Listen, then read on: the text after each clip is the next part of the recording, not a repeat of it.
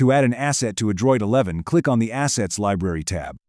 Search for tank, then use the filter to select the 2D to show all tanks. Browse to the tripod holding tank and click on the plus sign to add to the download cart. Clear the tank name filter but keep 2D selected so that we now can select a 2D pump and valve. Browse to pump category. Expand standard pump without motor asset to show its details. Add the standard pump without motor asset to the download cart. Browse to valve category and add valve 1 asset to the download cart. In the main menu, click on View Cart to show all the added assets for download. Then click on Download Cart to begin the process of downloading the assets and importing them to your selected destination. In this case, we selected the object repository as the target to import to. To review, right-click and expand all or refresh the object repository,